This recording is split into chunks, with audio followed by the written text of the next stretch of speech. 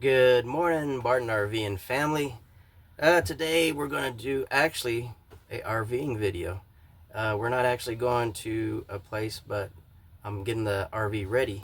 One of the things that happened is I call this what's actually called a Bladix waste valve. So I guess it's a waste valve.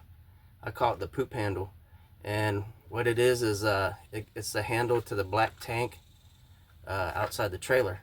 And I noticed it was kind of leaking, or you can't really tell if it leaks because there's a cap to it, but when you kind of opened it up, some of that stuff comes out. It wasn't poop or nothing, but uh, it was liquid. So I decided to go ahead and change it. I went to the RV store. It's Blue Compass in San Antonio. Maybe I'll put a link in the thing over here somewhere. I don't know. But I got this. I forgot. There's no price on it. I took the price off. I think it was around 20 something bucks. And I was going to try to attempt to do it by myself. The reason being is because I couldn't find any YouTube videos on how to do this. So it must be simple. And then I looked at the instructions. There are only 4 instructions on there, as you can see. So it must be easy, and not even any pictures. Just says remove old valve seals, place new seals over the lip of existing flange fittings, insert new valve, being careful not to dislodge seals, tighten nuts and bolts provided. So, since this seems so simple, I am going to try it. Let's go outside and see what happens. First off, you gotta get all your tools set up, and I actually did it this time. And I'm trying to do something here that I'm pretty much not, well, as you can see, I can't even get my words right, that I'm not really good at, is actually narrating while I'm watching the video. So first thing off is you loosen all the bolts. There's 4 bolts and screws, so that was about the easiest thing that I did on this, and they were pretty loose. They weren't that tight. I'm not sure if they loosened up or they're just not supposed to be that tight. And there's 4 of them, and they come out pretty easy, and they look pretty good and pretty good shape. I think I tried to put them back in, just use the same ones, but eventually I took them out and put the new ones in. So after you get all that done, you could just go ahead and pull out the middle part, which is the valve, and it is very tight. And as you'll see that these valves in there, well, I guess valves, no, I guess it's the washer. They're in there pretty good, and when you yank them out, everything comes out, and you have all that crud on there. So when I pulled them out, they're pretty dirty, and the reason I'm actually doing this is because the handle got stuck. So after I cleaned the handle off, it seemed like it worked pretty good.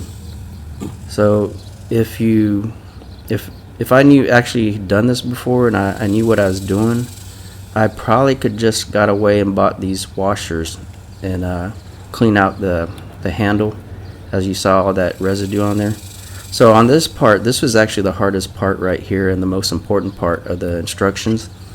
You need to make sure that you put those washer rings on the lip of the hoses coming in, the pipes coming in.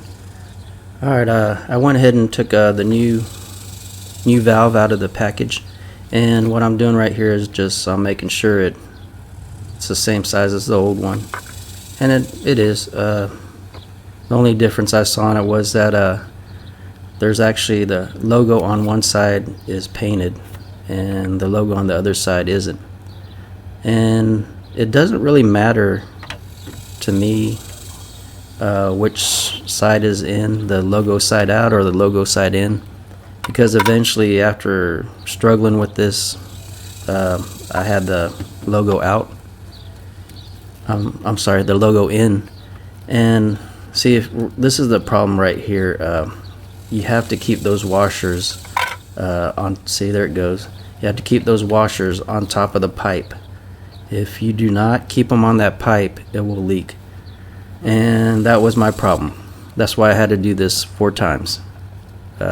With amazing editing, it looks like I did it 1 time and it was easy. But this was actually done 4 times because every time that I'd shove that valve in, the washer would move off the pipe. And if it's just off the pipe just a little, you're going to have leakage towards the bottom of those pipes where the 2 screws are at. Pretty much the screw on the right side, that's where it's going to leak. And the way I'd do that is I'd put everything on there and then screw it in, and then I'd go inside the trailer and flush the toilet, which is the real reason you need to clean that toilet out good and make sure it's you're flushing out clean water.